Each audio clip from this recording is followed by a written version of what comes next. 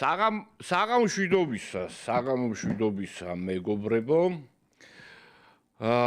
დღეს 7 მარტის პარასკევია, ეს არის რადიო სივრცე, სიხშირე FM 98.5 და ბუნებრივია ეს ნიშნავს იმას, რომ პირდაპირ ეთერშია მთავარი გეოპოლიტიკური შოუ დიდი სივრცე. შეგახსენებთ, რომ ყველაფრის მოსმენა შეგიძლიათ რადიოში და პრაქტიკულად ყველაფრის ნახვა შეგიძლიათ შესაბამის Facebook და YouTube გვერდებზე.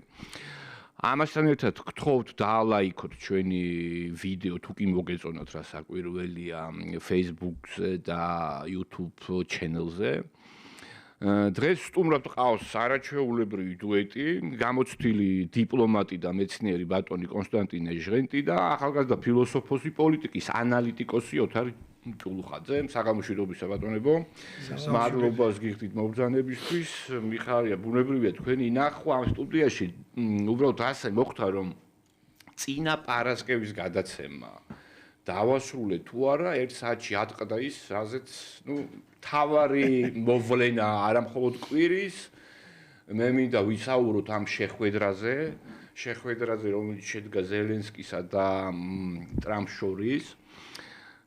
ეს არის პოლიტიკური სკანდალი, რომელიც არ უნახავს თეთრ სახლს. ბილ კლინტონის მმართველობის პერიოდიდან, იმ სხვაობით, რომ ბევრისთვის სამწუხაროდ არც არავის უნახავს ბილ კლინტონის მიერ ჩადენილი დანაშაული, სამაგეროდ მთელმა მსოფლიომ, ზოგმა პირდაპირ ეთერში, ზოგმა კი ჩანაწერში, ადევნებდა თვალყურ ზელენსკის ჩაგვრას, რომელიც მათა მოსვრას უფრო გავდა და სხვათა შორის ამ მოვლენას თავისი არამეგობრული კარიკატურა მიუძღვნა ფრანგულმა ლიბერალურ ტროცკისტულ ანარქისტულმა გამოცემამ Charlie Hebdo, მაიკ ვთხოვ პროდიუსერს, რომ ანახოს მაყურებელს მათ ვინც უყურებს ვიდეო ლაივს, ისი ამოვნოთ შეგიძლიათ ბრჭყალებში, ამ შედევრით ბრჭყალებში, ამ კომპოზიციის შემხედვარე მე მგონი უკვე აღარ უნდა გაუკვირდეს არავის თუ რატომ ხდება გარკვეული პერიოდულობით ტერორისტული თავდასხმები და დარბევა ამ გამოცემის. მოკლედ მინდა ვისაუბროთ ამ შეხვედრაზე მათ შორის. ვინაიდან ტრამპსა და ზელენსკის ეს შეხვედრა გამოდგა საბედისწერო ზელენსკისთვის, უკრაინისთვის, ჩვენ ვხედავთ ამის შედეგებს. ჩვენ ვხედავთ იმას, რომ ტრამპის ბრძანების შედეგად შეუწყდა უკრაინას იარაღების, აღჭურვილობის მიწოდება, შეწყდა ასევე სადაზვერო, რაც უფრო ბევრად უფრო მნიშვნელოვანია, სადაზვერო ინფორმაციის მიწოდება, როგორც ჩანს, შეზღუდულია Starlink-ი, ასევე AWACS-ი, ასევე სხვა ტიპის შესაძლებლობები, რაც გააჩნია ამერიკის შეერთებულ შტატებს და ვიცით, რომ ამერიკის შეერთებული შტატების კონტრიბუცია დაზვერვაში არც 80% შეადგენს. მოკლედ, ეს უმალვე აისახა მდგომარეობაზე, სამხედრო აი ამ დაპირისპირებას გულისხმობ მიწაზე, გუშინ ბრუტალური შეტევა განხორციელდა რუსული მოერიშე, ანუ რაკეტების, დრონების და მეშვეობის და ერთ-ერთი ყველაზე დაბალი კოეფიციენტი დაფიქსირდა ჩამოგდების უკრაინელთა მხრიდან. მოკლედ აი კონკრეტულ კატასტროფულ ასახვას იძენს ყოველდღიურად. ბატონებო, აი მინდა ესე იგი ჩვენ დავიწყოთ ამ შეხვედრის პირველი თქვენი შთაბეჭდილებები. ანუ რა იყო ეს? იგეგმებოდა თუ არა ეს და თუ იგეგმებოდა ვისი მხრიდან და შემდეგ უკვე შეგვიძლია ამ პრინციპში ამავე პასუხში შეგიძლიათ უპასუხოთ კითხვას თუ სხვა რა შედეგებს მოველით აი ამ ზელენსკისთვის აი კატასტროფული სამიტის შედეგად, აი რა მოელის უკრაინას და ზელენსკის, რა თქმა უნდა, ბატონო კონსტანტინე. მადლობა მოწვევისთვის, მივესალმებით თქვენს მსმენელს და მაყურებელს. რა ვიცი, ჩემი ხო გამიკვირდა ნამდვილად მეც უყურებდი, არ ველოდი ეს დრამას, არ მგონია ვინმე ელოდა. მაგრამ მაინც მგონია, რომ ზელენსკის მხრიდან პირველ რიგში ზელენსკის მხრიდან ჩემი აზრია ეს ექსპრომტი არ იყო. მე ასე მგონია. მე მგონია რომ სანამ იქ წავიდოდა ზელენსკი, ინფორმაციაც იყო სხვათა შორის ის დაელაპარაკა ევროპელებს, ასე ვთქვათ, ჯერ ბრიტანელებს დაელაპარაკა, მერე ფრანგებსაც ცოტა და მე არ ვიცი ვის დაელაპარაკა ისეთი ორგანიზაციიდან წყალებში როგორც ევროკავშირია და ქალბატონ კაია კალას თუ დაელაპარაკა, მაგრამ მე ისეთი შთაბეჭდილება რჩება რომ რაღაცა ცდა იყო იმის რომ ეჩვენებინა თავის მყარი პოზიციები და თან ამავე დროს ეჩვენებინა ის რომ ევროპელების გარეშე, ევროპელების ჩართვის გარეშე არ არის თანახმა რომ აი ამ ტრამპის გეგმებს აყვეს. ყოველ შემთხვევაში მე ეს დავინახე საუბარშიც და იმ აქცენტებშიც რაც გააკეთა. ნუ ეს არ არის გასაკვირი, მე მგონია ეს ბუნებრივი ამბავია, იმიტომ რომ ევროპელები რო ესე არ დათმობენ მათ გადაწევას, ასე ვთქვათ, უკან ამ პროცესიდან, მე მგონი ნათელია ამის შემდეგაც ჩანს. ამ შეხვედრის შემდეგაც გამოჩნდა ეს. არა მარტო იმ შეხვედრებიდან, რომელიც მე ჩაატარეს ევროპელებმა და არა მხოლოდ ევროპელებმა იქ დაპატიჟეს თურქეთი და კანადა და ასე შემდეგ და ყველას ჩართვას სცადეს. ვიღაცა მიხუმრა წავიკითხე რომ ეს ანტიტრამპული კოალიციის იმას შეხვედრას გავდაო და თუმცა ქალბატონმა იტალიის პრემიერ-მინისტრმა მელონიმაც თქვა ეს რომ ჩვენი პირველი შეხვედრის შემდეგ რომ ანტიტრამპულ შეხვედრას გავდაო. ეგრე ადვილად რა თქმა უნდა ისინი არ დათმობენ ამას, ყველაფერს გააკეთებენ იმისთვის რომ დასანახად მაინც ჩანდეს ევროპა. ეხლა იმ დონეზე როგორც პატივცემულ მაკრონს სურს, ნამდვილად ვერ გამოჩნდებიან ჩემი აზრით, მაგრამ უკაცრავად ან ბრიტანეთის პრემიერს, მაგრამ რომ უნდა იყვნენ ევროპელები, სხვათა შორის ეს თვითონ ტრამპაც თქვა და ერთია ქმედებები, ერთია საუბარი, მეორე ქმედებები, მაგრამ მე მაინც მგონია რომ აი ეს 24 საათზე ნაკლებ დროში ზელენსკის წერილი აი ამ შეხვედრის მერე სადაც ნუ უკან აშკარად უკან დაიხია და თან რაღაც ისე დაიხია უკან რომ ზოგმა ეს რამათ მონათლა ზოგმა რა წუხილს სადაც გამოთქვა ხო სადაც წუხილს გამოთქვამს და მზადყოფნას რომ კი ბატონო დავждები და მოვაწეროთ ხელი და მოვილაპარაკოთ და ასე შემდეგ.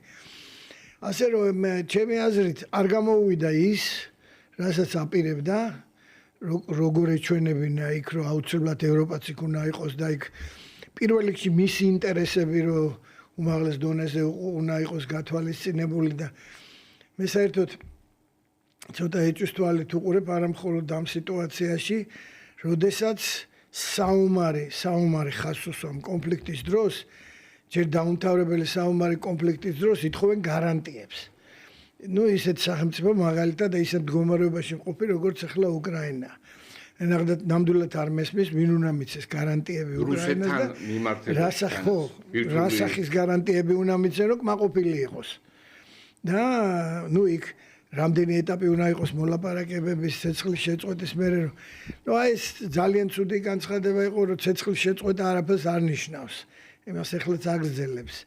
და ნუ ეს ცნობილია კლასიკურ კონფლიქტოლოგიაში რომ ცეცხლის შეწყვეტის გარეშე არ იწყება მოლაპარაკება.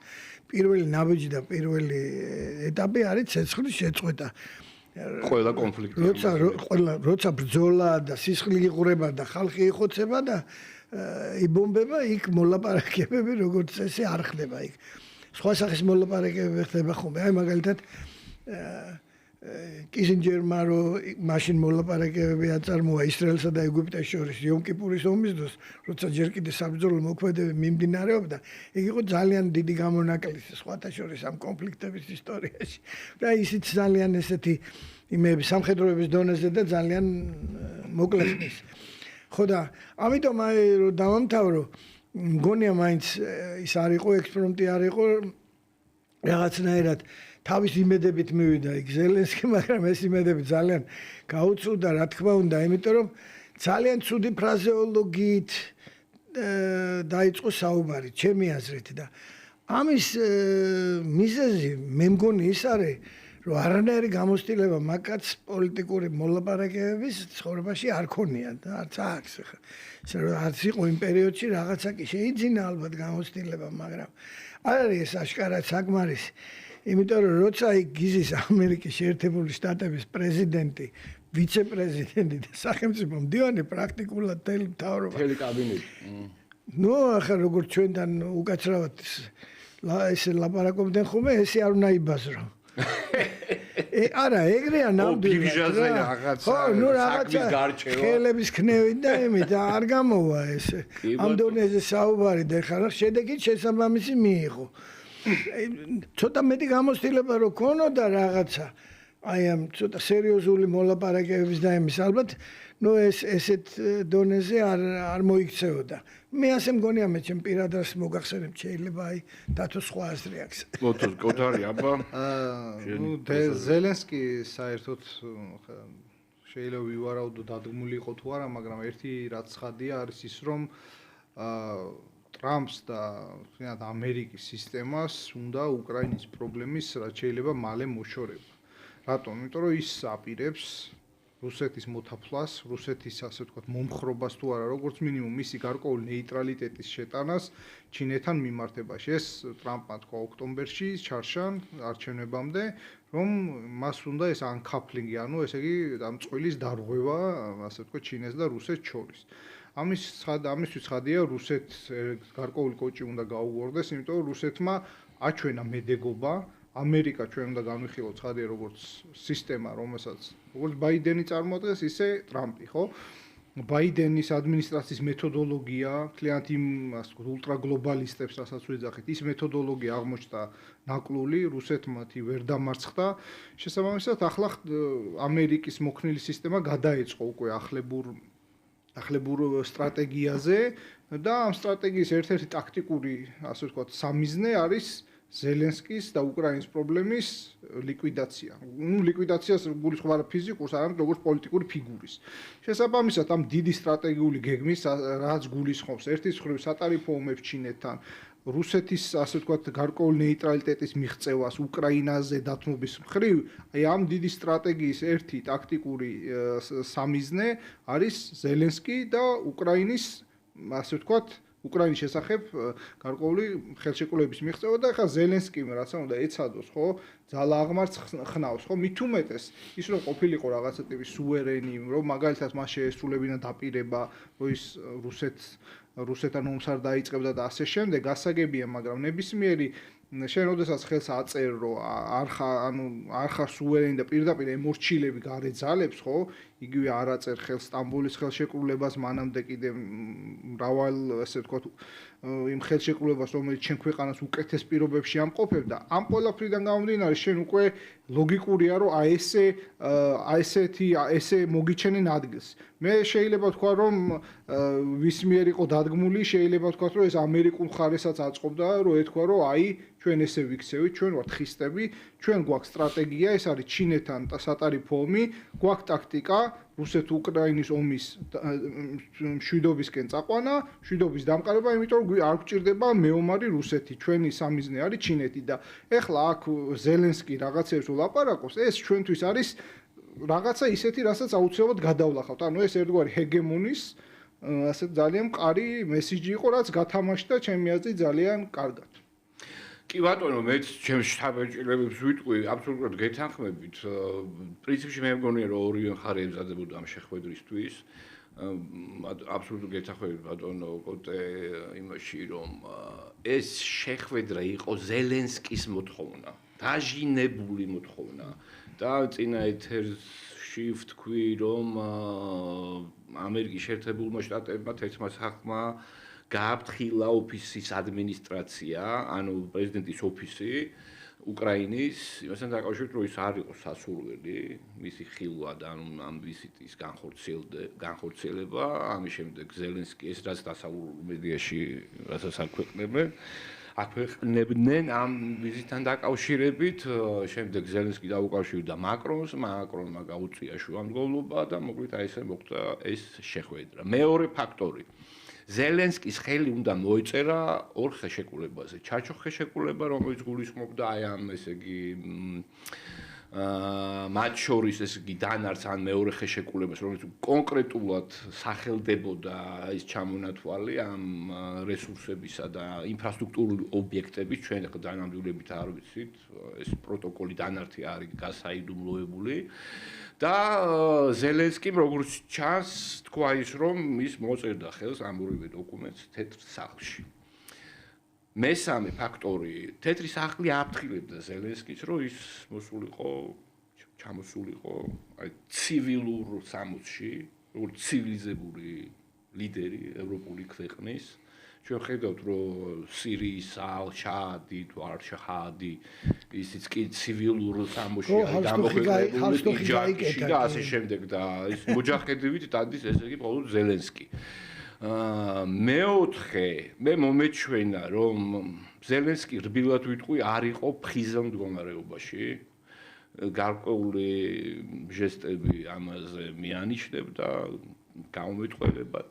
მეხუთე, ის ცდილობდა, ხო, ის რომ ჩაიტანა ეს ფოტომასალები, სადაც აი ამის მეშვეობით ეძლეოდა საშუალება ტრამპს დაითვალიერებინა ეს წამებები ამ ესე იგი ჯარისკაცების უკრაინელების და ის რომ მეორე მცირე სკანდალია იმასთან შედარებით უსიკის კამერთან დაკავშირებით აღმოჩნდა ის ყალბი კამერია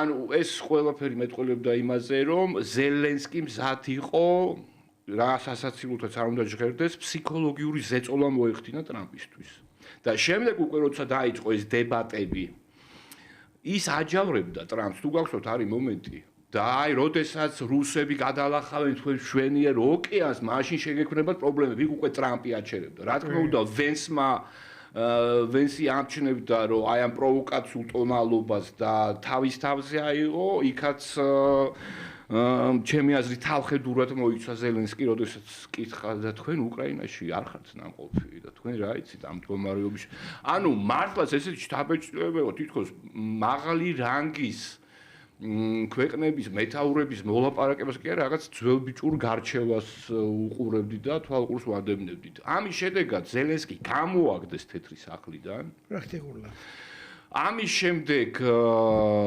არის უამრავი იქ საკმაოდ ესეთი იმპერატიული განცხადება თეთრი სახლის მხრიდან, სხვადასხვა იქ ყველა ჩაერთო ვენსიც, რუბიოს და ასე შემდეგ, კითხავდნენ ბოდიშის მოხდას, პრინციპში რაც გარკვეული ემფემიზმების აი ეს წუხარებას გამოწვა არის რაღაცა სინანული, მაგრამ ხედავთ რომ ამ წერილის მიღების შედეგადაც ამერიკის შეერთებულმა შტატებმა შემოაბრუნეს ის გემები, რომელიც ბაიდენის მიერ გაცემული არაღით იყო დატვირთული და გარდა ამისა, ის რაც მოხდა 2 დღის წინ, ეს არის კატასტროფა უკრაინისთვის, ეს არის აი დააბრმავეს მთელი ჯარი და დღეს არც ჰაიმერსის გამოყენებას არ აქვს აზრი, არც შტორმის გამოყენებას, უბრალოდ უკრაინული ჯარი არის დეზორიენტირებული და სხვათა შორის კურსკშიც არის საკმაოდ ესეთი მოვლენები.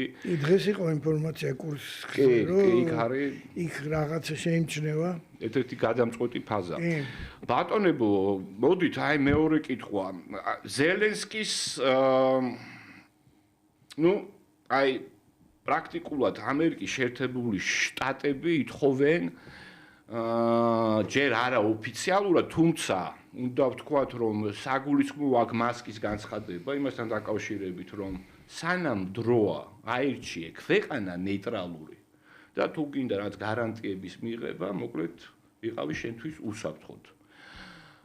და ბევრი ლაპარაკობს იმაზე, როდესაც ზელენსკი რაც ბატონმა კოტემ თქვა, რომ აი ეს უსაფრთხოების გარანტიები. ეხლა გაუგებარია რუსებთან მიმართებაში, ანუ უსაფრთხოების გარანტია ქმედითი არის ნატოში გაწევრიანება. ტრამპმა ცხადად თქვა, რომ უკრაინას არანაირი პერსპექტივა აქვს ნატოში გაწევრიანების. შესაბამისად არის საუბარი იმაზე, რომ ზელენსკი თავისთვის ითხოვს ამ უსაფრთხოების გარანტიებს. აქედან გამომდინარე, თქვენი აზრით, რამდენად რეალურია და ბევრი ასახელებს სხვადასხვა ვადებს, აი მაგალითად გეკითხებით, რამდენად რეალურია თქვენი აზრით, რომ 2-3 თვის განმავლობაში ზელენსკიმ შევა დატოვოს თანამდებობა და სამშვიდობო პროცესი კი არა, ანუ შემდგომ მოლაპარაკებებს რუსებთან შეიძლება ხელმძღვანელოს სხვა ადამიანმა, სხვა კანდიდატმა. ნუ ზალუჟნიან დაკავშირებითაც არის აქ კითხვები, მაგრამ ბოლო ინფორმაციის თანახმად ამერიკელები თითქოს დააწარმოებდნენ მოლაპარაკებებს და გადაიფიქრეს და ამიტომაც ზალუჟნი აკეთებს განცხადებს, რომელიც უკვე ეწინააღმდეგება ამერიკელების ინტერესს, აქ ინგლისელების ინტერესების გასათვალისწინებელია. ზალუჟნი არის კრეატურა ინგლისელების. ბატონ კოტე, მოკლედ. მე მაინც მგონია, რომ მიიყვანენ ბოლომდე ამ მოლაპარაკებს ეს ჩემი პირადი აზრია, შეიძლება რა ვიცი, არ დამეთანხმოცხები ზელენსკისთან ერთად. იმიტომ რომ აი ეს შეხვედრები, რომელიც ახლა იქნება საუდის არაბეთში, მეორე შეხვედრა. ხო, ნუ იმას გავიმეორებ, რომ 24 საათზე ნაკლებ დროში წერილი გაუგზავნა და პრაქტიკულად ყველაფერზე დათანხმდა ზელენსკი იმ წერილში ყოველ შემთხვევაში ასე ჩანს. გამოდის რომ უკვე უნდა დაიწყოს პრაქტიკული საუბარი იმაზე თუ რა გაკეთდეს და ამას სჭირდება ექსპერტების მოლაპარაკება. ცალკე ჭირდება ექსპერტების მოლაპარაკება პოლიტიკურ საკითხებზე, ცალკე ჭირდება ექსპერტების მოლაპარაკება სამხედრო საკითხებზე და ცალკე ექსპერტების მოლაპარაკება ეკონომიკურ საკითხებზე. ყოველთვის ესეა ხოლმე. და არის ხოლმე რა თქმა უნდა, როცა მაღალ დონეზე ადის, ყველა ეს საკითხები მერე მაღალ დონეზე განიხილება, მაგრამ ბატონო კოტე, უკაცრავთ ერთი ჩანართივით, ანუ დავაკონკრეტებ, რას გულისხმობს ამერიკული პრესა ძირითადად. ზელენსკის რა თქმა უნდა მოუწევს ამ ხელშეკრულებაზე ხელის მოწმება, ანუ საერთო ხელშეკრულება და ის რომელსაც მიხედვით წელიწადში ორივე ხელშეკრულებას მოაწერს ხელს. და მესამე ხელშეკრულება, რასაც ხელი უნდა მოაწეროს ზელენსკიმ, რის შემდეგაც უნდა გავიდეს პოლიტიკური სივრციდან და შეიძლება უკრაინის დატოვებას კი მოუწიოს, არის ხელშეკრულება ცეცხლის შეწყვეტის თაობას. ხო, ნუ ეს მთავარია. ცეცხლის შეწყვეტის ხელშეკრულება არის მთავარი, როგორც ადრე ვთქვი, ყველა კონფლიქტის დროს. და მე მგონი აქამდე მივლენ. აი ეს ცეცხლის შეწყვეტა რომ მოხდება, მაგრამ ეს ცეცხლის შეწყვეტის შეთანხმებას თანსდებს ხოლმე პერსპექტივაში მხარეები რას ითხოვენ ამ ცეცხლის შეწყვეტის საპასუხოდ, სამაგიეროდ, ამის ხელმოწერის საპასუხოდ რას ითხოვენ. რუსების პოზიცია, რუსეთის პოზიცია ცნობილია. ორი რამე არის, რომელიც არ დათმობს. არანაირად იქ. აი რა არის? აღებული ტერიტორიების უკან დაბრუნებაზე საუბარი არ არის და უკრაინის ნატოში ყოფნაზე საუბარი არ არის. სხვა რანაირი უსაფრთხოების გარანტიები უნდა მიიღოს ზელენსკიმ და უკრაინამ, მე ვერ წარმომიდგენია. აი ვინ უნდა მიცეს გარანტია, რომ მაგალითად თეორიულად ერთხელაც შემდეგ როდესაც რუსეთი ისევ მათ თავს არ დაესხმება, ხო? სულ მახსენდება ხოლმე ბისმარკის ნათქვამი, რომ რუსებთან ხელმოწერილ ხელშეკრულებას იგივე ფასი, იმ ხალხის ფასი არ აქვს, რომელზეც წერია. ეს თქვა. კი, იცოდა პეტერბურგში ელჩად მუშაობდა. კი ბატონო, და ძალიან კარგად იცოდა, რუსულადაც შესანიშნავად ლაპარაკობდა და ასე შემდეგ. შიგნიდან იცნობდა სხვებთან შედარებით რუსებს და იმ წასვლის წინ პენსიაზე იმასაც იმპერატორიც გააფრთხილა, რომ ერთ რჩევას მოგცემ რუსეთს არ ეომო არანაირად. და კაიზერმა მაინც არ დაუჯერა. არ დაუჯერა და რა მოვიდა პირველი მსოფლიო ომის მერე გერმანიასთან და მეორე მსოფლიო ომის მერე ეგ ვიცით ყველა ისტორია. ასე რომ დაუბრუნდეთ. მოლაპარაკება მაინც მოხდება, ზელენსკი იმას ხელს მოაწერს, მაგრამ ყველაზე ძნელი ჩემი აზრით მანდ იქნება გარანტიების საკითხი. აი თუ ნატოში და მე დარწმუნებული ვარ, რომ ნატოში უკრაინას არ მიიღებს, იმიტომ რომ ის კონსენსუსი ნატოს ქვეყნებს შორის, რომელიც უნდა შედგეს, ეგ ჩემთვის წარმოუდგენელია, ისევ სხვათა შორის როგორც კონსენსუსი 27 ევროპული ქვეყნის ევროკავშირში მისაღებად, მე ესეც ასე მგონია და ეს თუ არ იქნა, მაშინ აი რა სახის გარანტია? ვინ იძლევა ამ გარანტიას, რა დროით? მაკრონი, და რა სახის გარანტიას? მაკრონი თავის ატომური იარაღით არ გამოვა. ხო, აი აქ სანამ დავიწყეთ საუბრობით, ხუმრობით ჩვენ ხო შეიძლება უთხრათ სპენელებს, რომ გამოცდილება აქვს ყირიმის ომის ინგლისს და საფრანგეთს დესანტის გადასხმის ყირიმში და კი ბატონო, ეს რა ქვია ისტორიად ეგეც ისტორიაა, მაგრამ ხო გამარჯვეს მაშინ და აიძულეს ვარიე თქვა სრუტეებს რუსე იქ თურქეთი სხვათა შორის ეხლა იმიტომ დაუძახეს თურქეთს აი ამ ბოლო შეხვედრას და კანადას რომ თვლიან რომ თურქეთი მანდამაინც ისე არ არის განწყობილი ისე რადიკალურად რომ რაღაცნაირად არ მიეხმაროს უკრაინის ინტერესების დაცვაში, იმიტომ რომ თურქეთს უნდა გამოჩნდეს. მაგრამ ამ დროს გამოჩნდა ეს სირიის ამბები თურქეთისთვის.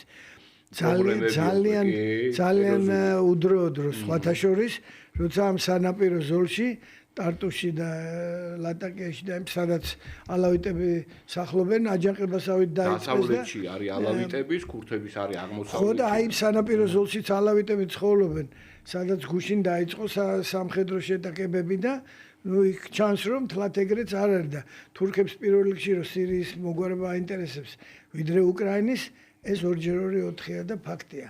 იმიტომ რომ როცა უკრაინაზე საუბრობს ხოლმე თურქეთის საგარეო საქმეთა მინისტრი ან ერდოგანიც იქვე დააყოლებს ხოლმე სირიას და ქურთისტანს და იმ პრობლემებს რომელიც მაგას აინტერესებს. ასე რომ აი ჩემი აზრით ეგ არის ყველაზე ძნელი, როცა ცეცხლის შეწყვეტას ხელი მოეწერება და მერე მოლაპარაკებებში აი მერე უკვე რა მოხდება. იმას რაც თქვი მე რუსეთზე, მე იმაში დარწმუნებული ვარ, რუსეთი არ დათმობს. ეს უნდა დათმოს უკრაინამ. ვარი უნდა თქვას ტერიტორიების დაბრუნებაზე და ეს პრაქტიკულად ნიშნავს გაყინულ კონფლიქტს კიდე ერთს. რა თქმა უნდა, მაგრამ რუსეთი გარდა ამისა ითხოვს, ეხლა რამდენად კატეგორიული იქნება ამ მოთხოვნის სხვა საკითხია, მაგრამ ითხოვს დე იურე ცნობას იმისა, რომ ეს ტერიტორიები აღარ წარმოადგენს საკამათო. აი ეგ ცნობა დე იურე და დე ფაქტო შეიძლება რაღაცნაირად მოლაპარაკების საკითხი გახდეს, მაგრამ რო არ დათმობს ეს ფაქტია. და მილიტარიზაცია, დენაციფიკაცია, რუსული მეორე ენა. აი ეგ მაგაზე ვაჭრობის მაგაზე ვაჭრობა ჩემი აზრით შეიძლება. ოთარი, რას ფიქრობ შენ? ჩვენ ორი თვის წინ ზუსტად როცა ამ შემადგენლობით საუბრობდით, რა ვერსიაც გავაჟღერეთ, თანათან ის ისხავს ასე ვთქვათ, იმის რეალიზაცია ხდება. კერძოდ რა, ჩვენ თქვით რომ ესე იგი იმისთვის რომ მოლაპარაკებები დაიწყოს რაღაცაზით ცეცხლი უნდა შეწყდეს, ხო? და ამისთვის რუსეთი პირობითად როდესაც მას არ აქვს ხო 4-ვე ტერიტორია რაზეც აქვს წორება რომ ეს ჩემია. ეს ტერიტორიები მას ჯერ არ აქვს დაკავებული, შესაბამისად ცეცხლი რომ შეწყდეს მოლაპარაკებებში გარკვეული აზრით წამგებიანი პოზიცია ექნებოდა მას იმ აზრით რომ აი ბოლომდე არ ვარ გასული და ახლა უკრაინას მოუწევდა თქვათ ტერიტორიების დათმობა დამატებით გარდა იმისა რაც თქვათ ომში დაკარგა.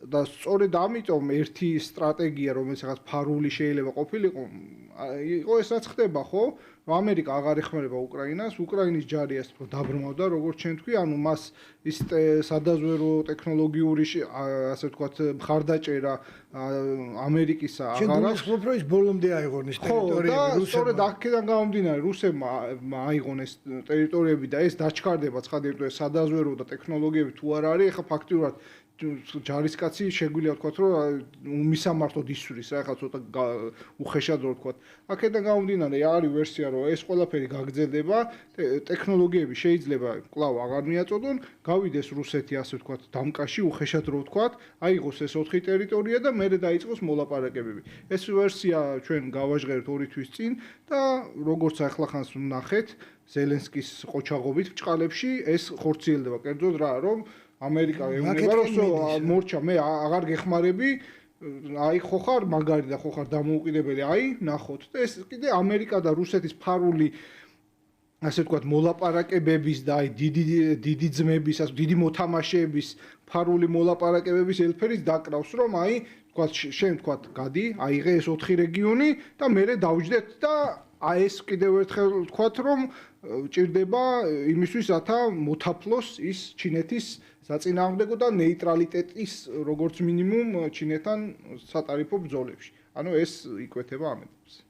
კი ბატონო, სხვათა შორის, როდესაც ბატონი კუტე საუბრობდა იმაზე, რომ როდესაც ზელენსკის ამ მოულოდნელ აგრესიაზე და პროვოკაციულ ეს ქცევაზე და თქვენ გამოთქვით მოსაზრება, რომ ვინმე მხარ უკარნახა. მოკლედ ქვეყნდება ასევე მასალები, რომ ესე იგი მანამდე უფრო მეტიც უკაცრავად მე მწერილზეც ეჭვმაქ, რომ თლად ზელენსკის დაწერილი არ არის, რომელიც 24 საათზე ნაკლებ დროში გაუგზავნა და დათანხმდა ის ხელახლა.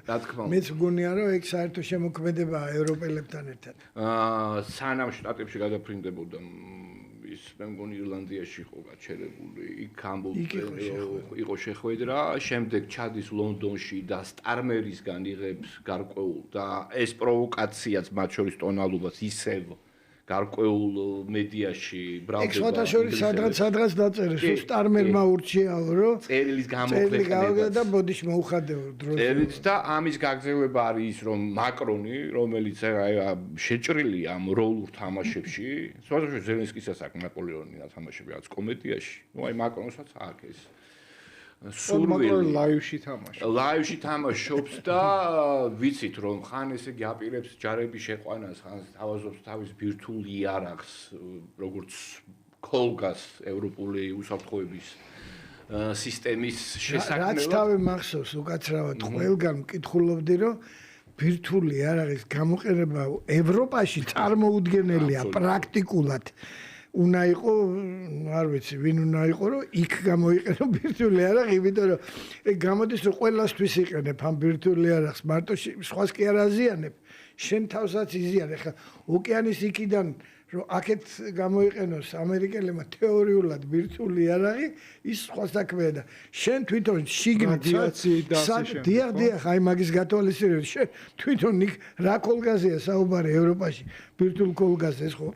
აბსოლუტურად და გვახსოვს ჩვენ ჩერნობილის ავარია და გვახსოვს ის რომ ესე იგი ღრუბელმა მთელი ჩრდილოეთ ევროპა დაწამლა. ის კი არა ტანკები გაატარეს რუსებმაო იმ მოწამლულ იმაშიო როცა იღებდნენ ამ საწყისი ოპერაცია რო იყო რომ დაიწყეს ისა და საშინელ დღეში არიან თურმე ის ტანკისტები და ის ჯარისკაცები ვინც გაიარეს ამდენ წელი გასული ჩერნობილის ტერიტორიაზე. მოკლედ აი ეს უჩვეულო აქტივობა მაკრონის თანაც ესე იგი არის ეს რომ იტყვის რაღაც დღეს პარასკევს მაგალითად რომ მე რაღაც გავაგზავნი კონტინგენტს მეორე დღეს ამბობს უარს მე ეს თავაზობს ბირთვულ იარაღს მე აწყობს სამიც მე ესე იგი სტარმერი აწყობს სამიც მე ეს 2-3 დღის წინ შედგა ევროსაბჭოს უკვე ოფიციალური სახელმწიფოთა მეთაურების შეხვედრა და ერთადერთი წინააღმდეგი როგორც ყოველთვის იყო ორბანი ამ დახმარების და ასე შემდეგ ნუ მოკლედ თავის სჭირვეული ყავთ ამათ მაგრამ აქ კიდე ძალიან მნიშვნელოვანი არის ის მე არ მახსოვს ზუსტად რუბიომ თქვა თუ ვენცმა მოკლედ მე მიყვეთ იმისა რომ აკეზებენ ზელენსკის კიდევ ერთხელ ვამბობ რომ ეს შეხვედრა მგონია ვიღაცების კარნახით ჩატარდა მიყვეთ იმისა რომ მაკრონი თითქოს და მხარს უჭერს ზელენსკის აი ამ კამათში ხო ტრამპთან რუბიომ თქვა ეს რომ ესე კი უჭერენო ხარს ამ ზელენსკის მაგრამ როდესაც ტრამპს ურეკავენ არ წუნებენ იმაში რომ მოახდინოს ზეწოლა ზელენსკიზე იმისთვის რომ რაც შეიძლება სწრაფად დამთავრდეს ეს კონფლიქტი და მიღწეული იყოს აი ეს ხელშეკრულება ცეცხლის შეწყვეტის თაობაზე აი ინგლისელების, ფრანგების ეს აქტივობები და ნუ ბელგიური აი ამ ევროპული ბიუროკრატიის ფონ დერ ლაინის მეთაურობით. აი რაზე მეტყველებს იმაზე რომ ევროპა გძნობს იმას რომ ეს მოლაპარაკებები შეიძლება შედგეს ამერიკასა და რუსეთს შორის და ევროპას აღარ ეკითხებიან და ამით ცდილობენ საკუთარი ადგილის მოპოვებას მოლაპარაკებებთან მაგიდასთან თუ აი მაგალითად სხვადასხვა პერსონალური ამოცანები აქვს ბრიტანეთს თავისი სტარმერს მაკრონი თავაზობს თავს როგორც აი ეს რაღაც სამხედრო ლიდერი ქვეყანა რომელმაც შეიძლება საკუთარ თავზე იკისროს ევროპის კოლექტიური უსაფრთხოების უზრუნველყოფა აი რა არის ეს? რა ვიცი, ეხლა ამ წუთას მე მგონია რომ უნდა დაჩვენონ მაინც ერთიანობა მაინც ევროპის. და უნდა დაჩვენონ რომ ევროპა როგორც ცდილობენ ყოველ შემთხვევაში ძალიან რომ აჩვენონ რომ ევროპა მაინც არის რაღაცა ერთიანი ძალა. მაგრამ არ გამოსდით ჩემი აზრით. იმიტომ რომ მან პოლიტიკური შემადგენელის გარდა და სამხედრო შემადგენელის გარდა ისე როგორც მოლაპარაკებებში მე არის ეკონომიკური შემადგენელი და როცა გამოდის ფონ დერ ლაიენი და იძახის რომ 800 მილიარდი უნდა დავხარჯოთო რომ ჩვენი უსაფრთხოების და დაცვის სისტემების შევქმნათ ეს ფული საიდან მოაქვს და საიდან იღებს მარტო მე კი არა თვითონ ევროპელმა ექსპერტებმა არიციან მე რასაც ვკითხულობ არიციან იმიტომ რომ იქ არ არის ხა ევროპა ისეთ მდგომარეობაში რომ უკრაინასაც დაეხმაროს გარანტიებშიც დაეხმაროს თავის იმაზე იფიქროს დამოუკიდებელ სისტემაზე უსაფრთხოების და თავდაცვის ამიტომ ცდილობენ ეს არის ჩემი აზრით პოზიორობა პირველ რიგში, რასაც ახლა ეგენი აკეთებენ, რომ აი ჩვენ აუცილებლად უნდა ვიყოთ მოლაპარაკების მაგიდასთან, ჩვენ, ანუ ევროპა, ერთიანად და რაც შეეხება ცალკეული სახელმწიფოების ინტერესებს, ეს მუდამ იყო, არის და მუდამ ასე იქნება, რომ ყველა სახელმწიფო შეეცდება თავის ინტერესი პირველ რიგში რაღაცა გარკვეული საკითხებზე მოლაპარაკებისას და გადაჭრისას თუნდაც საუბრისას პირველ რიგში თავის ინტერესებიც გაათვალისწინებინოს ამ მოლაპარაკების დროს რა თუნდა ხა ამას ლაპარაკ აჩვენებენ ჯერჯერობით რომ აი ახლა ევროპა ევროპის გარეშე არ შეიძლება მე მეცაც გეტყვით რა ვიცი მე მგონია რომ საბოლოოდ ამერიკელებიც ფიქრობენ იმას რომ თლათ ევროპის გარეშეც ხა არ გამოვა ეგ ამბავი იმიტომ რომ მაგდენი გამოცდილება ზელენსკისგან განსხვავებით ტრამპს და იმის გუნდს განსაკუთრებით გუნდს რომელიც გარშემოა ნამდვილად აქვს რომ რა თქმა უნდა ხა თლათ ევროპის გარეშე როცა საქმეზე მიდგება კი მოაწერს ხელშეკრულებას ამერიკელებთან ამ წიაღისეულზე მოაწერს ჩარჩო ხელშეკრულებას ამერიკელებთან მაგრამ როგორც კი დადგება გარანტიების საკითხი და დაფინანსების საკითხი უკრაინის აღდგენის და მე მისთვის გარანტიების მიცემის ისე დადგება პირდაპირ ამბობს ეს ტრამპი რომ ევროპელებმა თქვენ უნდა აიღოთ თქვენ თავზე საკუთარ თავზე ეს ამბავი და მაშინვე დადგება ეგ საკითხი და აი მან გამოჩნდება ყველაზე უფრო ევროპელები ერთიანები არიან თუ არა ჩემი აზრით როცა მაგაზე დადგება საკითხი და სხვათა შორის სი ძინპინმა განაცხადა გუშინ რომ მოუწოდებს ამერიკის შეერთებულ შტატებს და რუსეთს იმისკენ რომ ევროპაც ჩაირთოს ამ მოლაპარაკებათა პროცესში და საერთოდ ეს დაახლოება ჩინეთის და ევროპის აი ამ პოლიტიკურ საკითხებში თვალსაჩინოა უკვე. ხო, ხა ჩინელებს ფიქრობენ რომ მაგათ რა აწყობთ. ეგრე ხო არ არის. რა თქმა უნდა. ოთარ, რა სიტყვი? ნუ თუ რუბიოს ვერსია მართალია, მაშინ ეს შეიძლება ახსნათ ეს ევროპელების ორპირობა რომ თქვათ ისინი საჯარო სფეროში მათ უნდა ითამაშონ ეს ანტირუსული ქორების როლი, რაც მათ ჭირდება ჩიდა ელექტორატის დროებით კონსოლიდაციისთვის, ხოლო მეორე მხრივ მათ შეიძლება აწყობდეთ თქვათ უკრაინა-რუსეთის ომის დამთავრება და ისევ რაღაც აზრით რუსულ ნედლეულებზე თუ სხვადასხვა ასე ვთქვათ ენერგეტიკულ რესურსებზე წლომის აღდგენა.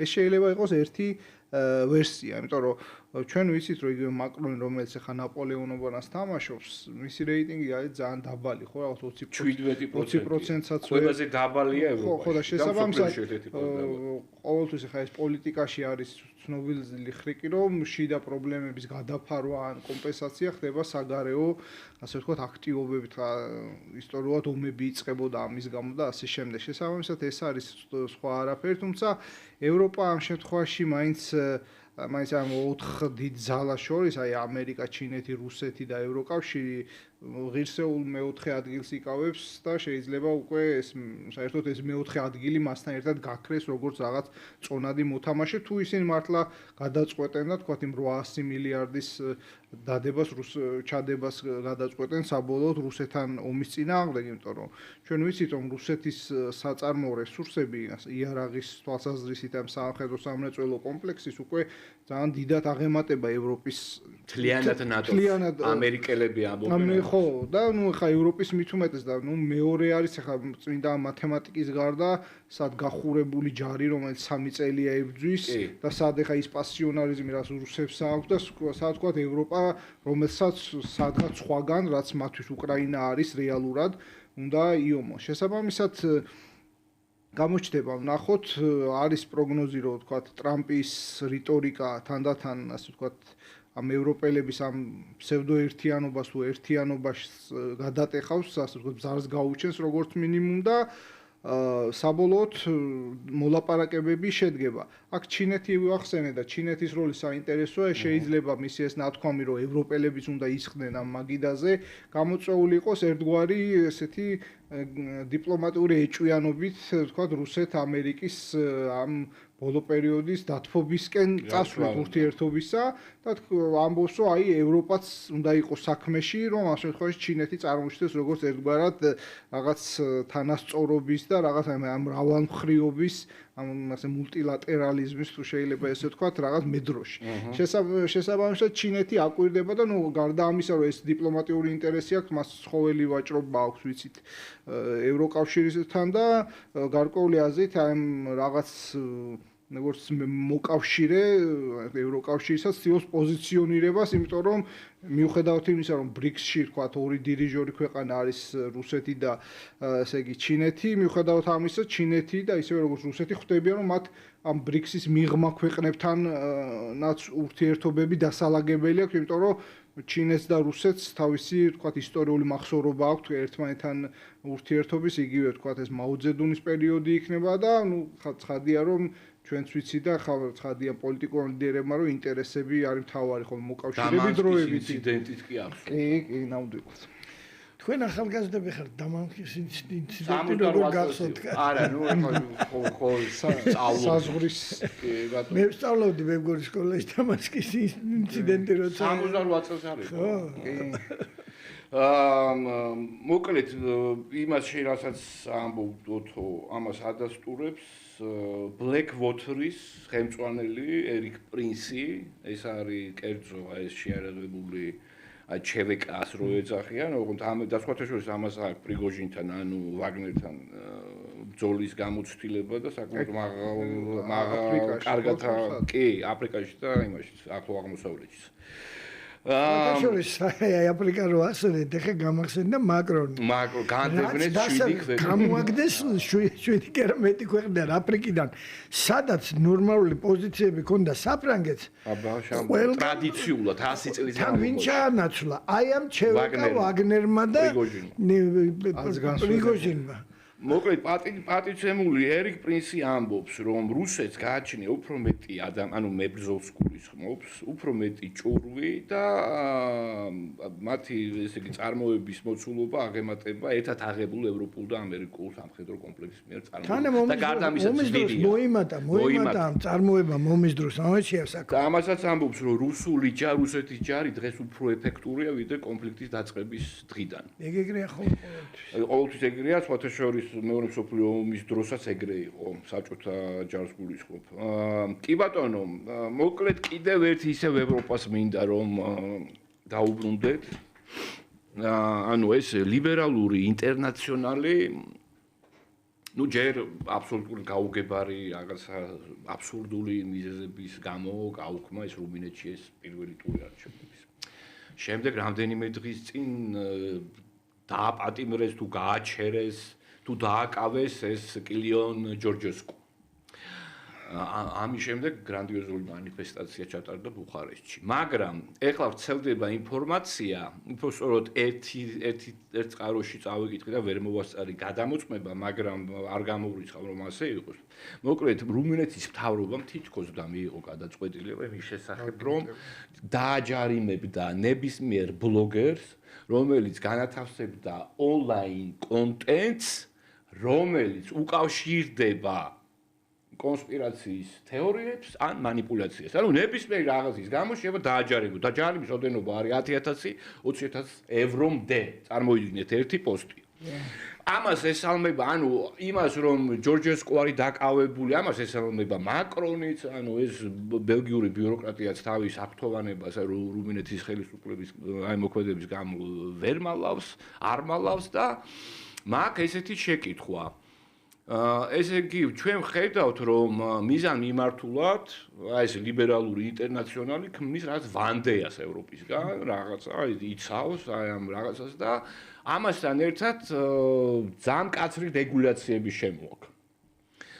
ჯერ ერთი ეს მეტყველებს უკვე იმაზე რომ სულ რაღაც ვერ ვეგუები აქვს სიტყვით შეთანხმებას ლიბერალური ავტორიტარიზმი, მაგრამ ნუ ფაქტია რომ აი ამას ჩვენ ხედავთ რა ლიბერალურ ფაშიზმს ამბობენ ლიბერალურ ფაშიზმის ხო არის გავრცელებული ნუ როდესაც ერთი იდეოლოგია ტოტალურ კონტროლს აწესებს უკვე ფაშიზმია ბუნებრივია უკვე ტოტალიტარიზმია ხო მოკლედ აი ეს ტენდენცია რამდენად საგანგაშოა და თუკი რუმინეთთან მიმართებაში არის ეგრე იქცევა ევროპული ბიუროკრატია წინა ეტაჟით მაგალითად ირაკლი გოგავა ამბობდა რომ მე ვფიქრობ რომ უკრაინის შემდეგ ესე იგი დაგეცდება აქცენტი დესტრუქციული ქმედებების და რაღაცა დესტრუქციული სტრატეგიების განხორციელების თვალსაზრისით საქართველოს მიმართებაში რამდენად ამ საფრთხეებს იზიარებთ აი უკრაინის გარდა რუმინეთის გარდა დღეს დავიკითხე მე რომ პოლონეთზე დაიწყო იგივე ლაპარაკი არჩევნების დროს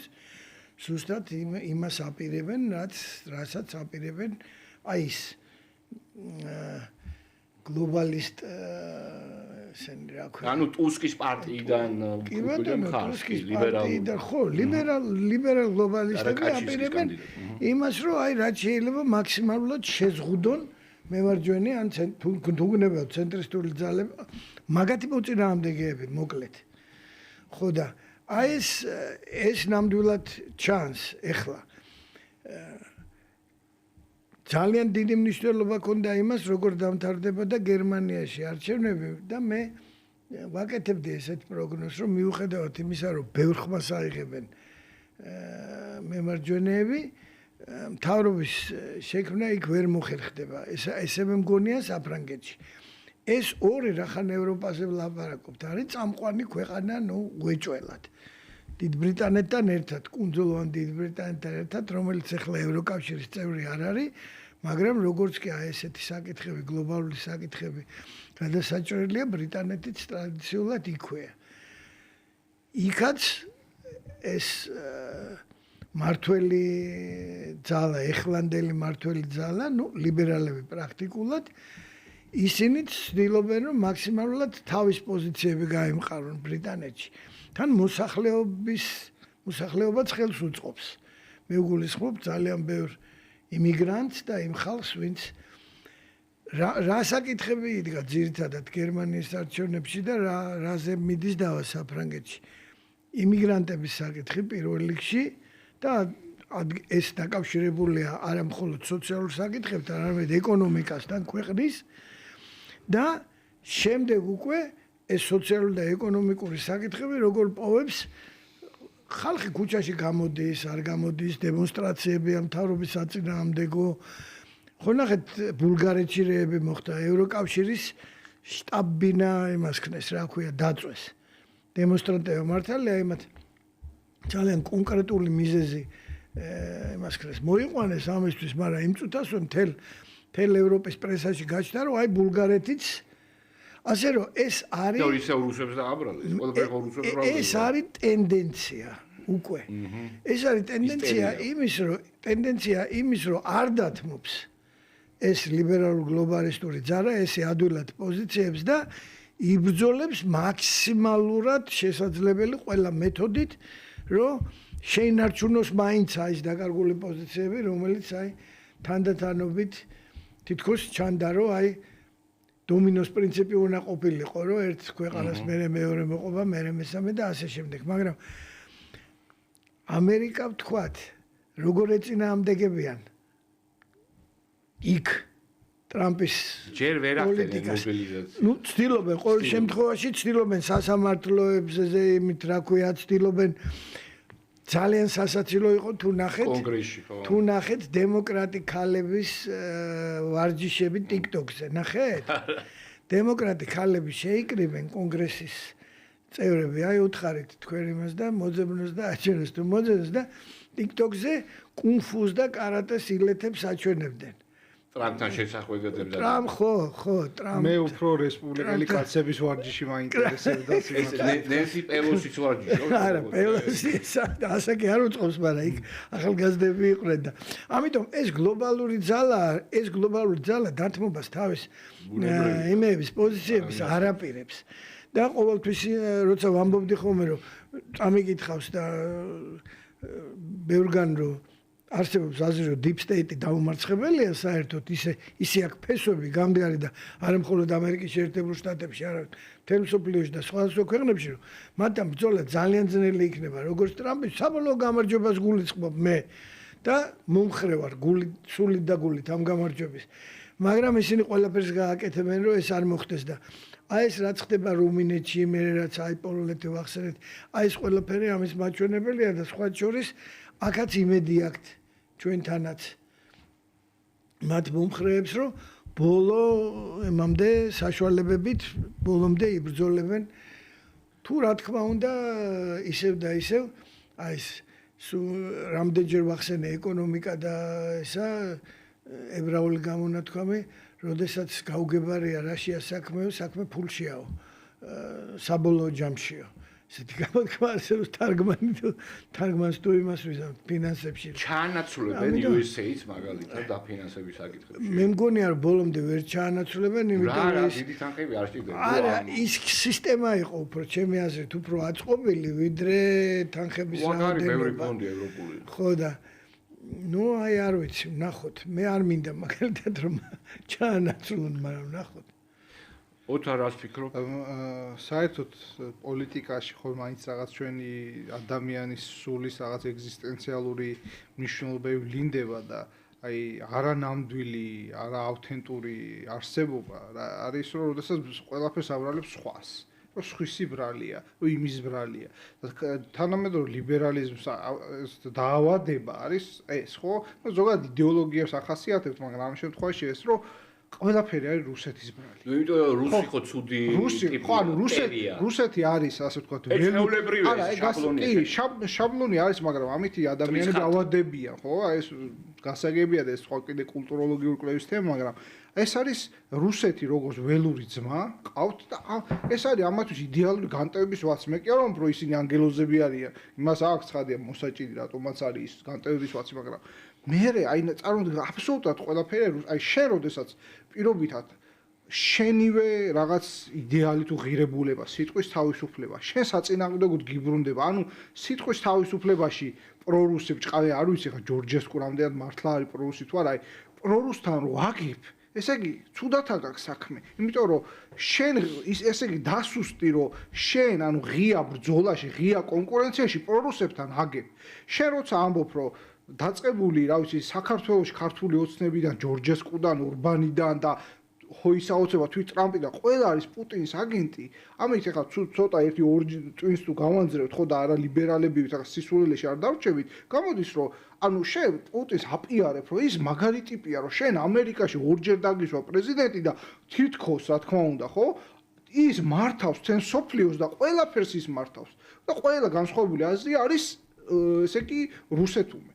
და რას ვხედავთ ჩვენ ევროპაში, ეს არის ეროზია დემოკრატიის ძალიან საშიში, ეს არის და საინტერესოა ესე იგი სოფლიო სისტემის თეორიით რო შევხედოთ, ანუ ესე იგი სოფლიო ეკონომიკური სისტემის ცენტრში და პერიფერიებში არის რეალურად ანტილიბერალური განწყობები და ნახევრად პერიფერიებში რაც არის დიდწილად ევროკავშირი შეიძლება ვთქვათ გერმანია და საფრანგეთის გარდა იქ არის ლიბერალური, ასე ვთქვათ, ნარატივი ჯერ კიდევ შემორჩენილი. ანუ ულტრაგლობალისტური დავარქვათ ესე, ხო? იმიტომ რომ შეგვიძლია ვთქვათ, რომ პირობითად დღევანდელი ანგლოსაქსი კონსერვატორები კლასიკური 19 საუკუნის ლიბერალური თეორიის მიმდევრები არიან, თუმცა ეს სხვა საკითხია. ანუ ჩვენ ვადევნებთ თვალს იმას, რომ ეს შუაში რაც არის, ხო, ანუ ეს ევროკავშირის ჯერ კიდევ შემორჩა ეს. ცხადია, მათ ექნებათ ცდილობები, რომ ჩვენთან არიონ სიტუაცია, მაგრამ მე ოპტიმისტურ ნოტას შემოვიტანდი, გამომდინარე იქიდან, რომ ჩვენ უფრო უარეს ზეწოლას გავუძლიერთ, როდესაც ამერიკის და ევროკავშირის ორკესტრებით ხდებოდა ზეწოლა. გამომდინარე იქიდან, რომ უკრაინის ომის მთელი აი ამ აღმავალი ფაზის ომში ჩაბმის ცდილობებს გაუძელით. გამომდინარე იქიდან, რომ მივიღეთ ეგზისტენციალური გამოცდილება, დაუბრძენდით როგორც ერი. აი ამ ყველაფრიდან გამომდინარე, თუ რაღაცა სასწაული შეცდომები არ მოხდა და აი მათმა რაღაც სასწაული ხრიკები არ მოიგონეს, რისიც მე ეჭვი მეპარება. აქაური კონტინგენტის დაბალი ინტელექტუალური მონაცემებიდან გამომდინარე, მე მგონია, რომ გადაგორებადია ვითარება. მე ზუსტად ამის დარწმუნებული ვარ, იმიტომ იმდენად უმწეოა და იმდენად დეგრადირებულია ეს თანამედროვე კლასი და ჩვენ ეთერამდეც ზოგიერთ პერსონაჟზე ხუმრობდით. მოკლედ კი ბატონო, კიდევ ერთი საკითხი. ესე იგი, აი ბატონმა კონსტანტინემ თქვა, რომ ამერიკას და რუსეთსაც, სხვათა შორისაც რუსეთი არ არის წინამდე კი, რომ ევროპა რაღაცნაირად იყოს ამ მოლაპარაკებების მაგიდასთან. მაგრამ ნახეთ, ესე იგი, რას აკეთებს ტრამპი. ტრამპი ამბობს, რომ ნატო აღარ მაინტერესებს. და საერთოდ აი ამ თანამდებობებს, რაც ტრადიციულად ამერიკის შეერთებულ შტატებს, ანუ ეს ბრიგადის გენერალი, ან ამ შტაბის უფროსი და ასე შემდეგ, ყოველთვის ამერიკელი იყო და ეხლა უშვებენ იმას, რომ ჩაანაცვლოს რომელიმე ევროპელმა და ამით ესე იგი შეამციროს ნატოს ძალების სარდალი ევროპაში, კი ბატონო. კი ბატონო. გარდა ამისა, ესე იგი ომი არის ტოტალური გამოცხადებული ყველას წინააღმდეგ. უწესებს ამ ბაჟის გადასახადს და სატარიფო გადასახადებს უწესებს კანადას, მექსიკას, ევროკავშირს, თუ ყველას. თუმცა ხა აპრილამდე შეაჩერა. შეაჩერა, ხო, შეიძლება ომი მოიწონა, რაღაცა თქვა რომ საზღვარზე რო გაამაგრეს მაგიტომო, ანუ ის ხო, და რაღაც შეთანხმება არის, თუმცა ეს აპრილამდე არის გადადებული. მაგრამ, ნუ ამის შედეგებიც არის, მაგალითად, იქ მე მგონი Toyota-მ გამოაცხადა, რომელიმე იაპონურ ბრენდზე არის საუბარი. რომელსაც გადააქვს მექსიკიდან თავისი ავტოქარხანა Honda-ს გადააქვს შტატებში. მადლობა გიორგი, აი ჩვენთან ესე იგი საეთეროშიც უკვე ექსპერტის დონეზე რგოლიან ამ ამბებში. გარდა ამისა, ტაივანისგან არის უკვე მიღებული ესე იგი შეთანხმება და აი ამ ჩიპების წარმოება გადააქვთ შტატებში და ეს არის 100 მილიარდიანი ინვესტიცია. და მოკლედ, ნუ არის შედეგები, აი პანამის სრუტეს თუ გავიხსენებთ, არის ინფორმაცია ვრცელდება, რომ ჰონკონგის კომპანია, რომელიც აკონტროლებდა შესასვლელს და გასასვლელს, მაგრამ ამ პორტებს, ამ გასასვლელს და შესასვლელს ეუფლება BlackRock-ი. BlackRock-ი რამდენად friendly მეგობრულ დამოკიდებულებაშია ტრამპთან, ესეც საკითხავია. მე რომ გამოგვეჭვი, რომ ჰონკონგში ძირითადი კონტრიბუტორი არის BlackRock-ი. ანუ არც არაფერი, უბრალოდ ჩინური ერკოთა თავის მიყიდა. მოკლედ, ეს ძალიან საინტერესო პროცესებია, მაგრამ თქვენი აზრით ტრამპი, აი ბევრისთვის ეს ჩვენ ლიბერალებს ემართებათ, აი კომპიუტერი რო გადაიტვირთება ხოლმე და მანამდე რო აი ესეთი რა, აი მუდმივ ერორში არიან, ანუ ვერ ხვდებიან. რატომ გადაემტერა ტრამპი თავის მოკავშირეებს? იქ ევროპელებს, თავის მეზობელ კანადას და მექსიკას. მოდი ოთხ კარგი, აი ამ შემთხვევაში ეს გაუგებრობა, ნუ ხა მე ლიბერალებს არ ვიტყვით, იმიტომ ხშირ შემთხვევაში მათი ასე ვთქვათ გონებრივი მონაცემები ორცვლადიანია, რაც ნიშნავს, რომ ანუ ლიბერალი ხარ, ან რუსი და ნუ ხა იმაზე არ ვამბობ, მაგრამ სხვა ზოგადად ჩვენთან არის ხოლმე რაღაც უფრო ცალსახა მიდგომა, რომ ან ეკონომიკურ-ცენტრულად ხსნიან, ან აი მხოლოდ კულტურ-პოლიტიკურად ხსნიან და ჩემი აზრით ეს ორივე უნდა დავასინთეზიროთ, როდესაც აი მსგავს კითხვას პასუხს გავცემთ. კერძოდ რა, ცხადია ეს ანუ ამერიკას ჰეგემონია დგას დოლარზე, ხო? დღესდღეობითაც 59% მსოფლიოს რეზერვებისა არის დოლარში. შესაბამისად, ეკონომიკა და ეკონომიკური აქტორები, განსხვავებით ლიბერალური კლასიკური თეორიების, არ არიან რაციონალური აგენტები. რადგან ეკონომიკურ, ასე ვთქვათ, დინამიკას განსაზღვრავს ისეთი საოცრება, როგორიც არის მოლოდინი, ძალთა ბალანსი, მწყიბრელობით უნარიანობა და ასე შემდეგ. ანუ ბევრი ისეთი ფაქტორი, ან მაგალითად ადამიანების განწყობები, რომელიც გარკვეული პოლიტიკური ცვლილებებში მერე იცვლება. ანუ ეკონომიკა არ არის ზუსტი მეცნიერება, რადგან მოლოდინები და იმედები არის დამყარებული. შესაბამისად, როდესაც ამერიკის ჰეგემონია, მისი კულტურ-პოლიტიკური ნაწილი, პლუს ამას მთელი ეს NGO-ები, ფერადი რევოლუციები იმდენად გაშავდა სოფლიო მოსახლეობის თვალში, მათ იმდენად გადაიკიდეს ამ მოსახლეობის წარმომადგენელი ეროვნული მთავრობები, მიხვდა იქაური ელიტა, რომ ჩვენს დოლარის ჰეგემონიას, რომელსაც ნდობა ესაჭიროება, ესეთი კულტურპოლიტიკები და ესეთი სტრატეგიები დაღუპავს და ჩვენს ჰეგემონიას დაღუპავს, ხო? ამიტომ ჩანაცვლა ერთი ადმინისტრაცია მეორეთი. ანუ კულტურპოლიტიკებმა, რბილი ძალის მოქმედებებმა შეუქმნა იმ ასე ვთქვათ ფინანსურ ძალას, რაზეც ეფუძნება ამერიკის შეერთებული შტატების ჰეგემონია ჯერ კიდევ. შესაბამისად, ტრამპის პოლიტიკა, ეს სატარიფო პოლიტიკა გულისხმობს ამას, რომ მან უნდა დაადოს ასე ვთქვათ ტარიფები უცხოურ საქონლებს საქონელს და აქედან გამომდინარე უკვე მან გამოიყენოს ეს დოლარი როგორც სარეზერვო ვალუტა, იმიტომ რომ შექმნას მოკლედ ჩოკები, სხვა მთავრობები ხო შოკები, რომ სხვადასხვა მთავრობებს მოუწიო თავისი ასე ვთქვათ ვალუტების ასე ვთქვათ დევალვაცია და უკვე აქედან გამომდინარე მას აქვს იმის იმედი, რომ დოლარი როგორც სარეზერვო ვალუტა იქ ცხადია ექნება შოკი, როდესაც თქვა შენ იმპორტზე გადასახად ტარიფს აწესებ, იმ ამერიკელ მოსახლესაც უძვირდება, მაგრამ მას აქვს იმის იმედი, რომ ჯერ კიდევ ძალაში მყოფი დოლარი, როგორც ესე მთავარი სარეზერვო ვალუტა, ამ შოკების აბსორბაციას, ანუ უფრო მოახდენს, ანუ უფრო შეიწოვს ამ შოკებს და უფრო იოლად გადაიტანს, ვიდრე სხვა ეკონომიკები, რომლებსაც არ აქვთ იმის ფუფუნება, რომ დოლარი როგორც სარეზერვო ვალუტა კონდეს, ხო, იმიტომ რომ ამერიკას აქვს იმის ფუფუნება, მაგალითად, რომ კონდეს მეტი, ასე ვთქვათ, იმპორტი, ვიდრე ექსპორტი, რადგან მისი დოლარი ყოველთვის მოთხოვნაშია, ხო, ეს კიდევ ერთი ფაქტორი, რომ ეკონომიკა არის არარაციონალური, იმიტომ რომ ოდესღაც ვიღაცა პირობითად ერთი ქვეყანა ხდება იმპერია და მისი, ასე ვთქვათ, კონკრეტული ვალუტა ხდება ბექაპი, ანუ ასე ვთქვათ, გამამაგრებელი ამ მთელი სავალუტო სისტემისა.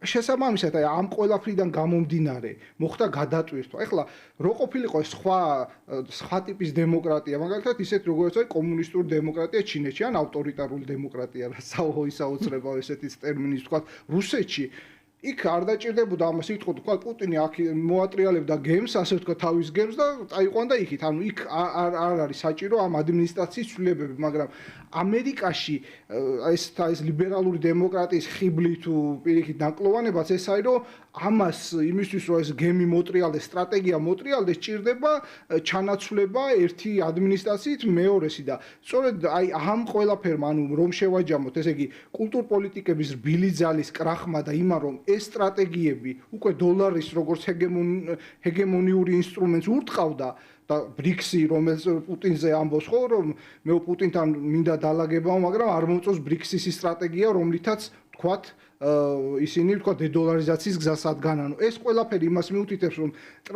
ტრამპი სრულიად ახალ სტრატეგიას მიყვება, რომლითაც არ უნდა დაიკარგოს სწორედ ეს დოლარის ჰეგემონია. აი ეს ყველაფერი რაც ითქვა, ამას აგრძელებს ის, რაც არაერთხელ ითქვა და დაიწერა, რომ ტრამპი პირველ რიგში მოქმედებს როგორც ბიზნესმენი და მეორე როგორც პოლიტიკოსი, როგორც ეკონომისტი. კი ბატონო, ესე დავარქვათ ამ ბიზნესმენს. ეს საკითხები აინტერესებს პირველ რიგში, რაზეც ახლა საუბრობდით. და აქედან გამომდინარე ამერიკის ინტერესები დაფუძნებული აი ამ ყველაფერს.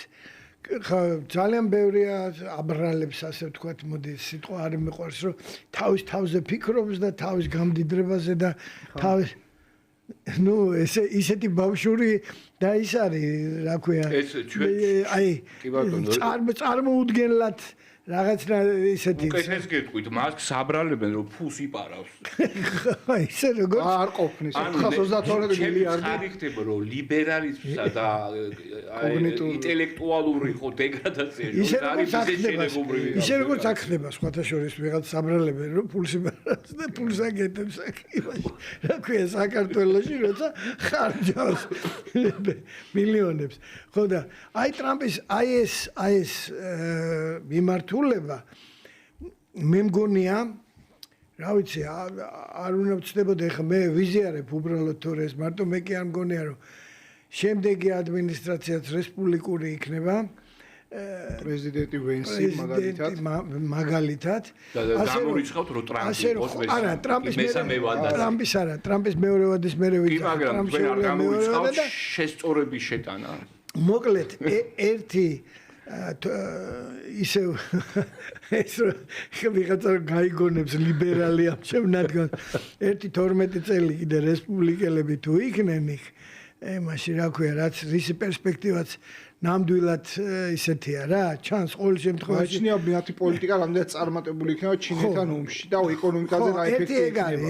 ეგ ყველაზე ისეთ საკითხია ჩინეთთან ურთიერთობა, მაგრამ მე მაინც გონია გამონახავენ იმას რა ქვია საშუალებას ერთმანეთთან თანაცხოვრების და აი ეს თუ გაგრძელდა, მე უკვე გამტკიცდება ისე ეგ ტენდენცია, რაც ახლა საუბრობდით ჩვენ, რომ მე უკვე აი ამ ევროპელებს, ლიბერალ ევროპელებს და ლიბერალ ასე ვთქვათ, გლობალისტებს ძალიან გაუჭირდებათ უკან მობრუნება და რაღაც თქვენ შაქარი. არა, რატო იცი? იყო პერიოდი ვაკა, რომ ოქსფორდში გამოიცა წიგნი, რომელთაც მე სტუდენტებს ვასწავლდი. სოფლიო პოლიტიკის გლობალიზაცია ერქვა, Globalization of World Politics. და ვასწავლდი სტუდენტებს. ეხლა მე სტუდენტებს დუგინსაც ვასწავლდი, იმიტომ რომ პირველ რიგში მტრის ენა უნდა იცოდე, რომ რა თქმა უნდა რა უნდა შენგან და რას გიპირებს. და მაგ მიდგომით ვასწავლდი აი ამ სოფლიო პოლიტიკის გლობალიზაციას. მაშინ ახალი დაწყებული იყო 90-იანი წლების დასაწყისი იყო და მიღებული ტრენდი იყო, რომ აი ესე ხდება და ყველა მხარე უნდა აუბათ. ეხლა უკვე ამას მიმდევარი ვიყავი თქო არასდროს არ ყოფილი ვარ და არასდროს არ ვთვლი ჩემ თავს, მაგრამ ნუ იყო ესეთი და ეხლა აბსოლუტურად შემოტრიალდა ეს ყველაფერი. და ეს შემოტრიალება ჩანს და რეალურად ჩანს. კი ბატონო, მე გეთანხმებით, რომ სასიცოცხლო მნიშვნელოვანი რესპუბლიკელებისთვის კიდე მინიმუმ 2 კადენციის განმავლობაში შეინარჩუნონ, უბრალოდ სხვა შემთხვევაში ამ პროცესს შეუქცევაც ვერ გახდიან. ამის დემონტაჟს, ახალი სისტემის აგებას დასჭირდება როგორც მინიმუმ 12 წელი. აი სრული კადენცია და კიდე. ეგ ვიგულისხმე ზუსტად. და აბსოლუტურად ვეთანხმები ოთოს გარდა ამისა. ანუ ჩვენ ვიცით ამერიკის ისტორია. ჩვენ ვიცით რომ ბუფოლოს ჩაისმა ამით დაიწყო. ბაჟი იყო საკითხი. და მე-19 საუკუნის ჩათვლით ამერიკელები ცხოვრობდნენ, ანუ ბიუჯეტი იცებოდა ბაჟის გადასახად ტარიფებით. არანაირი გადასახად ჩვეულებრივი მოქალაქე არ იხდიდა. ანუ ეს აბსოლუტურად კლასიკური ტრადიციონალისტური. ტრამპ ეგ აჩვენებს, რომ ტრამპი არის მე-19 საუკუნის დაბრუნების სიმბოლო, ასე რომ მართლაც არის ეს ხო რაღაც ამ ბრუტალურ იმას უბრუნდება. და ბოლო კითხვა, შემდეგია ეს ბოლო კითხვა. აი ამ ყველაფრის გათვალისწინებით. ანუ მე ხო ვთქვით რომ ესე იგი ამ ლიბერალებს რაღაცა განსაკუთრებით საქართველოში მცხოვრებ ლიბერალებს ეს ხო განსაკუთრებული ჯიშია, ხო? იქ კოგნიტური დისონანსია მოკლედ რა. ეს ყველა ეს სტერეოტიპი, ეს შაბლონი როგორ ეს დასავლეთი ევროატლანტიკური სივრცე აღარ არის ერთიანი. უბრალოდ აი ამას ხედავთ დღეს. ხედავთ რომ ომი ყველას წინააღმდეგ არის. ხედავთ იმას, რომ თურქეთი ეხლა მოითხოვს კვლავ ევროკავშირში გაწევრიანებას. აქ ხედავთ იმას, რომ გრენლანდი ამბობს არც დანიაში მინდა და არც ამერიკაში. მოკლედ ტრუდო ტირის დღევანდელ ბრიფინგზე, ესე იგი აი ეს კიდე ესე იგი რაღაც ესეთი მოდური გახდა აი ამ სივრცეში, ხო, როდესაც ის არ მალავს თავის ემოციებს, ხო, ის ლიდერი. მოკლედ აი ამ ყველაფერში ჩვენ რა გავაკეთოთ? არის ფორმატი 3+3, რომელშიც ჩვენ არ ვართ. არის ბრიქსი, რომელშიც ჩვენ არ ვართ. ევროკავშირს რა უნდა თვითონ ვერ გაუგიათ და ესე იგი აქაც შეფერხდა ჩვენი სრულფასოვანი აი ამ გზით. გვჭირდება თუ არა აი ამ ვითარებაში სხვა საკითხია, მაგრამ აქვე არის შანხაის ორგანიზაცია, აქვე არის ეგ რუსეთის ეს ეკონომიკური სივრცე, აქვე არის თურქეთი, რომელსაც კი ბატონო აბსოლუტურად გეთანხმებით ისევ ბატონო კოტე დღეს სირიაში ექნება პრობლემები და ბევრი ფიქრობს რომ ისრაელის გარეშე ეს არ მოხდებოდა, ანუ ქურთების შეტევა აღმოსავლეთიდან, დასავლეთიდან, ალავიტების ჯანყი და დრუზები სამხრეთ სირიაში, რომელიც ტრადიციულად ლოიალურად არიან დამოკიდებული ისრაელის მიმართ. მოკლედ, საქართველოს საგარეო პოლიტიკა მრავალვექტორული უნდა იყოს, როგორი უნდა იყოს? ნეიტრალიტეტი ერთ წინადადებაში გეტყვით და მე ერთ წინადადებაში გეტყვით.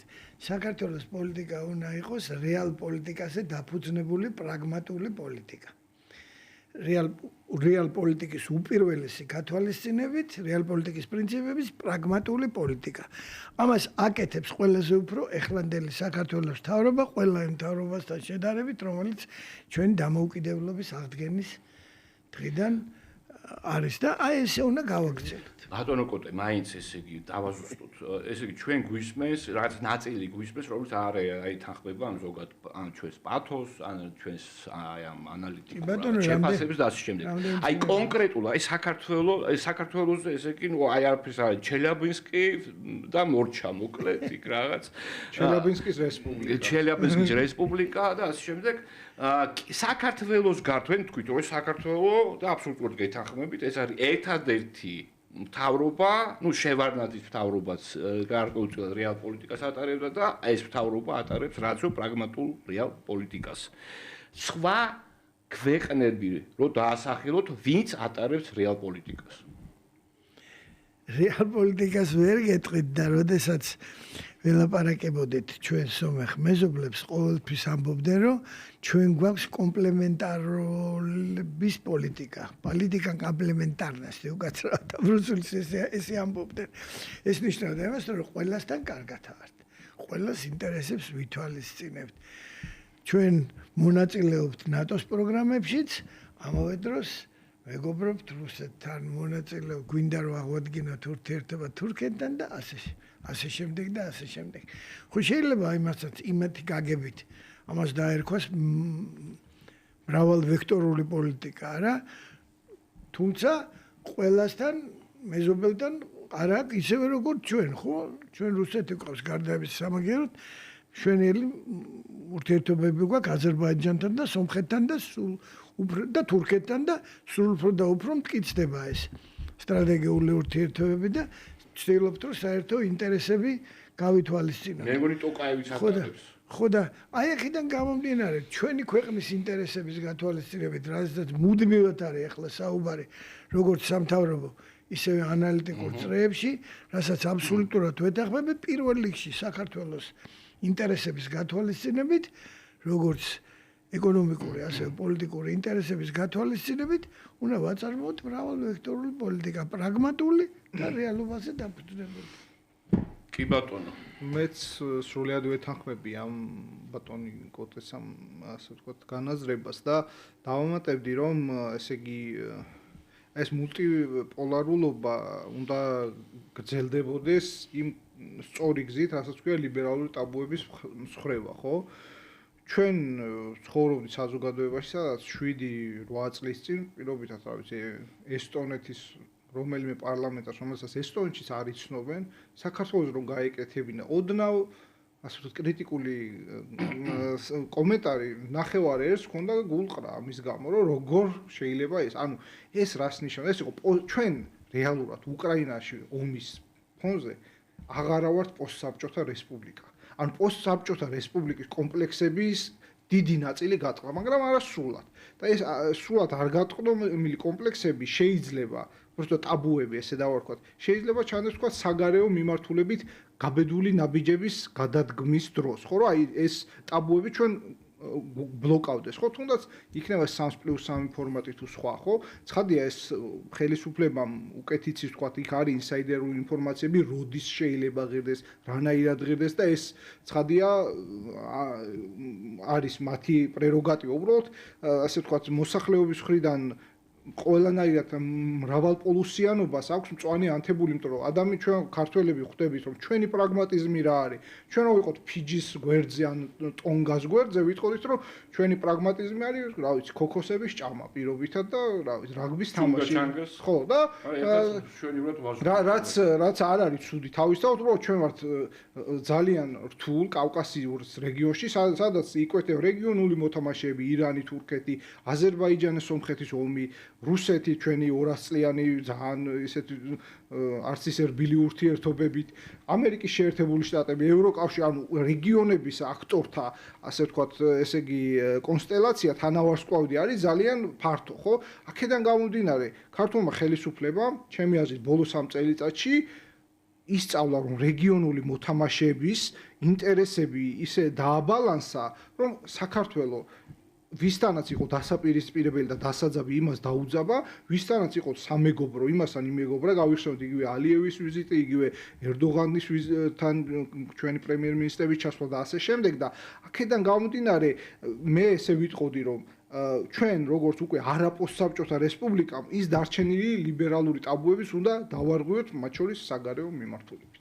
გასაგებია და კალასი რო არ გველაპარაკება გადავიტანთ ამას როგორ ფიქრობთ კალას ცუდია კალასი რომ არ გველაპარაკება კაია კალასი არ არისო ცუდია ჩვენ გვინდა კაია კალასი და არა ცუდია კალასი და დაგველაპარაკებია მე ვიზიარებ ამ ოპტიმიზმს მე როგორ გადავიტანთ კი ბატონო ურმესი მადლობა ძალზე საინტერესო დისკუსიისთვის მემშვიდობები ჩვენს მაყურებელს გემშვიდობებით შემდეგ პარასკევამდე კარგად ბრძანდებოდეთ კარგად ბრძანდებოდეთ